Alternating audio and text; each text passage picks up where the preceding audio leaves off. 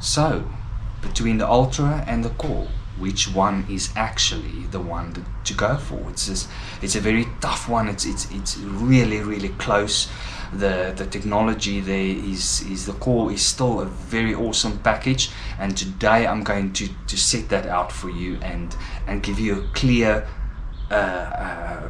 figure on what the cost can be for all of these extra add-ons, and why the Ultra is probably still the winner to go for if the finances allow it.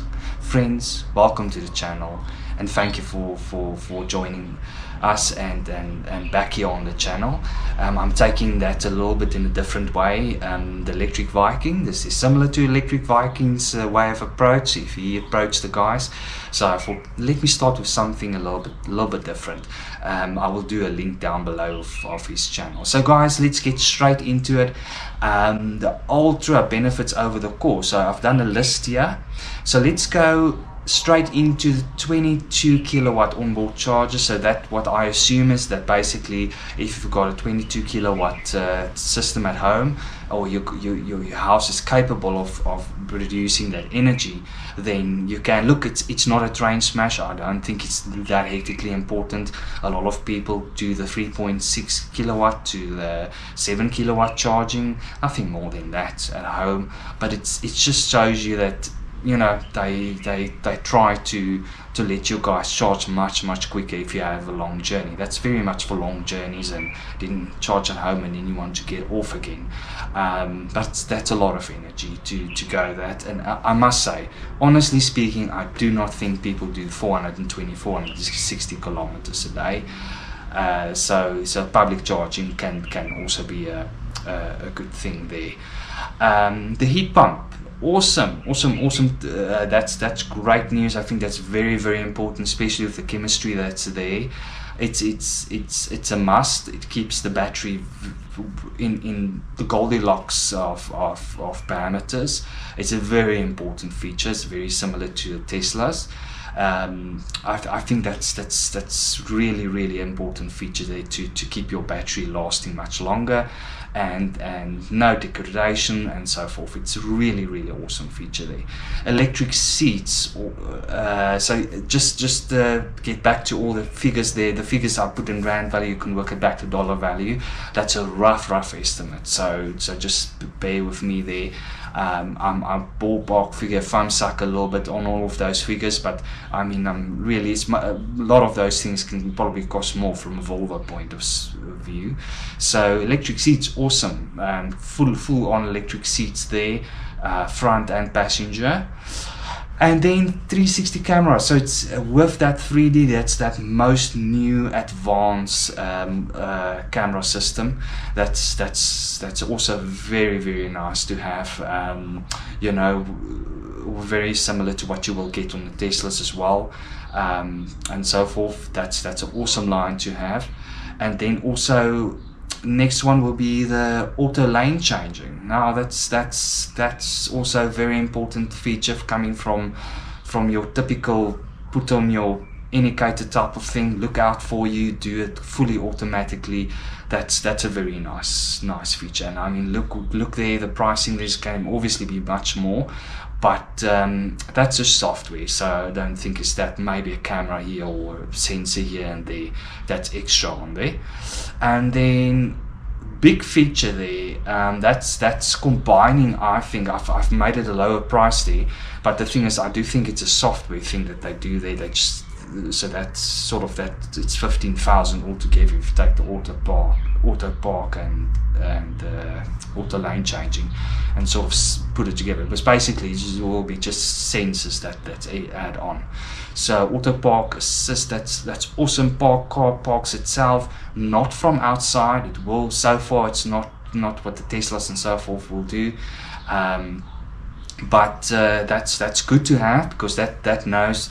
Then you know that in the future, if software updates is coming and upgrades is coming, then at least the car is ready. The car is ready. Like I say, the Ultra is very much ready for level 3 self-driving. Remember, Kia in South Africa, Kia in China has got a Zeekr, and the Zeekr is already basically basically very close to level 3. So yes, that's awesome. And then once again, coming back to all these self-driving features, speed sensing on the curves. That's so important. So that whole package gives you that futuristic of going to self-driving. So that's awesome features to have. And then glass roof. That's not probably the most important, but also very similar to Tesla, giving you that sort of open experience. And then yes, the full automated climate control. That's also very nice to have centering in the car, fully automatic. That's a very nice feature to have. Once again, the Ultra is got that. And then similar to all of those auto driving features, that low speed and auto brake and so forth, you know, it basically any obstacle and so forth will be detected, and then obviously a full stop if need be. So that's quite important. And then all of your USB ports, there's extra in the car. That it looks like on the car is not. That's something that we need to confirm. And the biggest one, probably the most biggest one, is that one awesome 4-wheel drive, 428 horsepower, and a 3.6, some places 3.4 and 3.6. So it's still tests that we need to do here in South Africa to see how that's going. But awesome power there, very big power, and that is obviously why the cost is adding in there. So what is the bottom line, guys?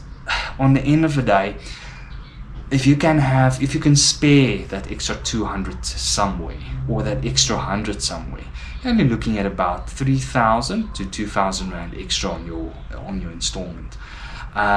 Look, you know, it's on the end of the day, I do think it's value for money if you look from what you get. So that it's quite a big package there extra, you know.